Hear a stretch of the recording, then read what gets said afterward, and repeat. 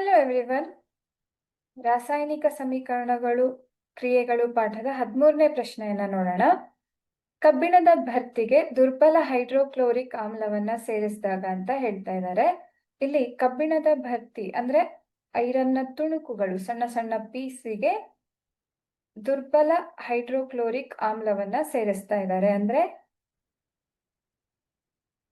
HCl ಇದೆ ಒಂದು, ಮತ್ತೆ ಐರನ್ ತುಣುಕುಗಳು.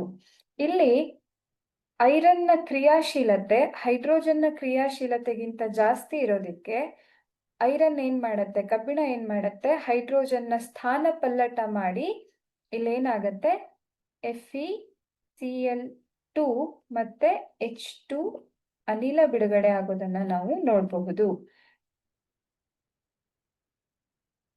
ಸೊ ಇಲ್ಲಿ ಏನಾಗ್ತಾ ಇದೆ, ಒಂದು ಹೈಡ್ರೋಜನ್ನ ಅನಿಲ ಬಿಡುಗಡೆ ಆಗೋದನ್ನ ನಾವು ನೋಡಬಹುದು. ಅದೇ ಐರನ್ನ ಕ್ಲೋರೈಡ್ ಉತ್ಪತ್ತಿಯಾಗಿರೋದನ್ನ ನಾವು ನೋಡಬಹುದಾಗಿದೆ. ಹಾಗಿದ್ಮೇಲೆ ಸರಿಯಾದಂತಹ ಆಯ್ಕೆ ಹೈಡ್ರೋಜನ್ ಅನಿಲ ಮತ್ತು ಕಬ್ಬಿಣದ ಕ್ಲೋರೈಡ್ ಉತ್ಪತ್ತಿಯಾಗಿರುತ್ತದೆ ಅನ್ನೋದು ನಮ್ಮ ಉತ್ತರ ಆಗಿರುತ್ತೆ.